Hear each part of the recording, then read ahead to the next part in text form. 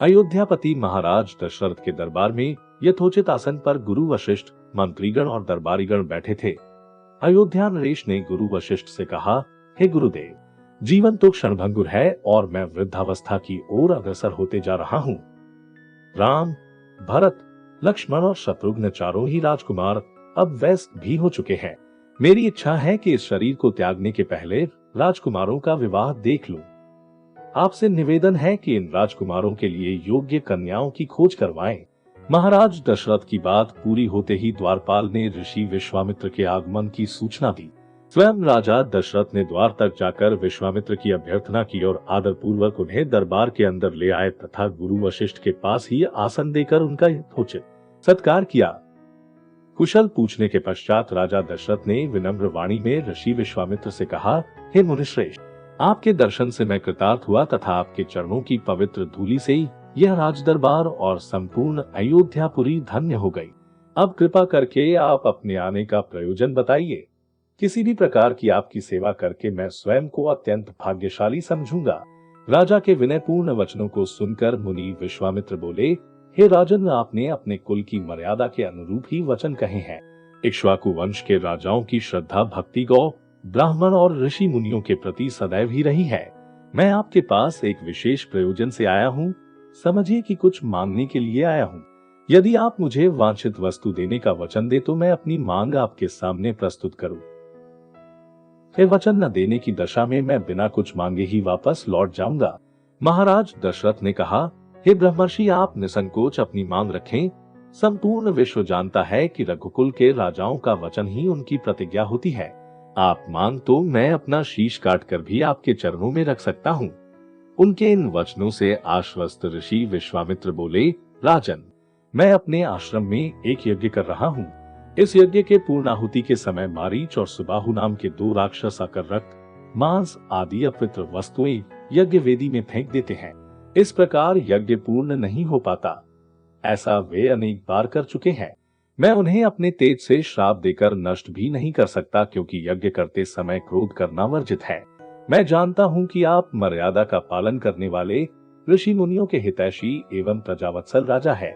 मैं आपसे आपके ज्येष्ठ पुत्र राम को मांगने के लिए आया हूँ, ताकि वह मेरे साथ जाकर राक्षसों से मेरे यज्ञ की रक्षा कर सके और मेरा यज्ञ अनुष्ठान निर्विघ्न पूरा हो सके। मुझे पता है कि राम आसानी के साथ उन दोनों का संहार कर सकते हैं। अतः केवल 10 दिनों के लिए राम को मुझे दे दीजिए। कार्य पूर्ण होते ही मैं उन्हें सकुशल आपके पास वापस पहुंचा दूंगा। विश्वामित्र की बात सुनकर राजा दशरथ को अत्यंत विषाद हुआ। ऐसा लगने लगा कि अभी वे मूर्छित हो जाएंगे।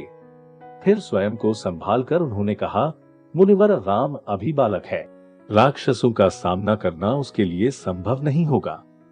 आपके यज्ञ की रक्षा करने के लिए मैं स्वयं ही जाने को तैयार हूँ। विश्वामित्र बोले, राजन, आप तनिक भी संदेह न करें कि राम उनका सामना नहीं कर सकते।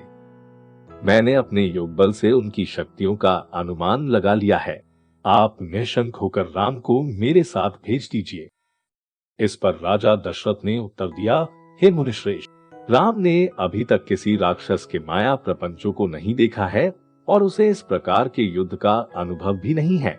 जब से उसने जन्म लिया है, मैंने उसे अपनी आंखों के सामने से कभी उछल भी होने नहीं दिया है। उसके वियोग से मेरे प्राण निकल जाएंगे। आपसे विनय है कि कृपा करके मुझे ससैन्य चलने की आज्ञा दे। पुत्र मोह से ग्रसित होकर राजा दशरथ को अपनी प्रतिज्ञा से विचलित होते देख ऋषि विश्वामित्र आवेश में आ गए। कहा, राजन, मैं नहीं जानता था कि रघुकुल में अब प्रतिज्ञा पालन करने की परंपरा समाप्त हो गई है। यदि जानता होता तो मैं कदापि नहीं आता। लो, मैं अब चला जाता हूँ। बात समाप्त होते होते उनका मुख क्रोध से लाल हो गया। विश्वामित्र को इस प्रकार क्रुद्ध होते देखकर दरबारी एवं मंत्रीगण भयभीत हो गए और किसी प्रकार के अनिष्ट की कल्पना से वे कांप उठे। गुरु वशिष्ठ ने राजा को समझाया, हे राजन, पुत्र के मुंह में ग्रसित होकर रघुकुल की मर्यादा, प्रतिज्ञा पालन और सत्यनिष्ठा को कलंकित मत कीजिए।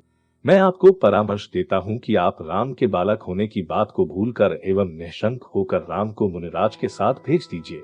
महामुनि अत्यंत विद्वान, नीति निपुण और अस्त्र शस्त्र के ज्ञाता है।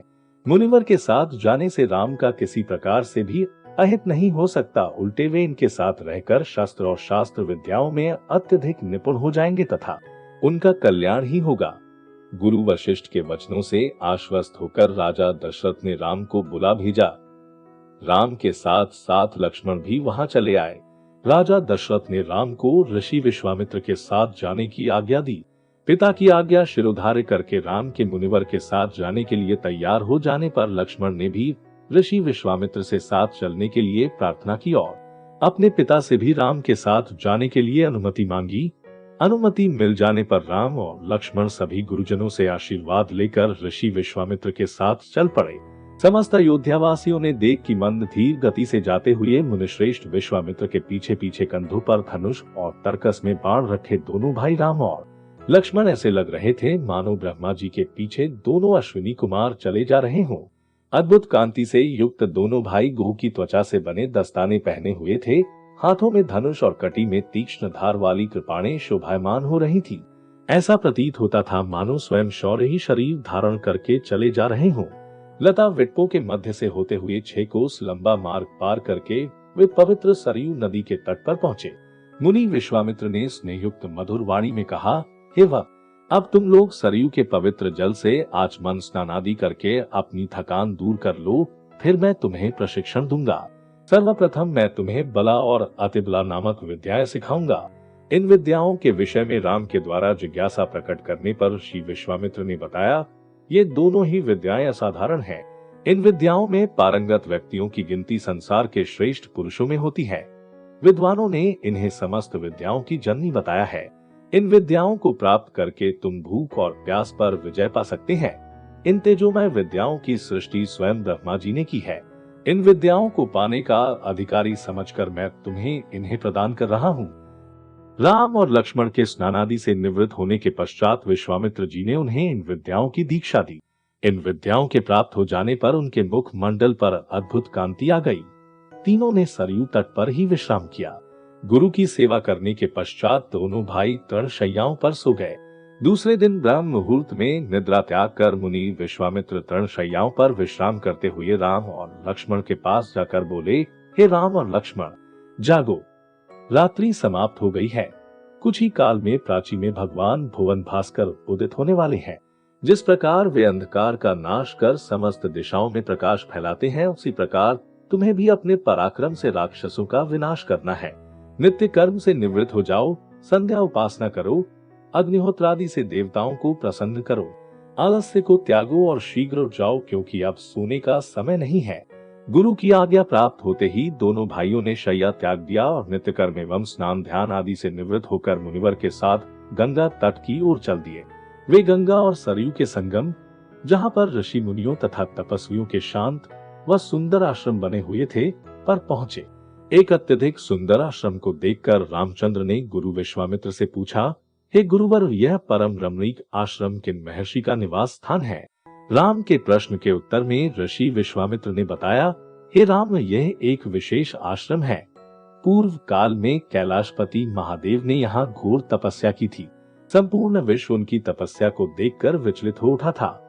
उनकी तपस्या से देवराज इंद्र भयभीत हो गए और उन्होंने शंकर जी के तप को भंग करने का निश्चय किया। इस कार्य के लिए उन्होंने कामदेव को नियुक्त कर दिया। भगवान शिव पर कामदेव ने एक के बाद एक कई बाण छोड़े, जिससे उनकी तपस्या में बाधा पड़ी। क्रुद्ध होकर महादेव ने अपना तीसरा नेत्र खोल दिया। उस तीसरे नेत्र की तेजोमयी ज्वाला से जलकर कामदेव भस्म हो गए।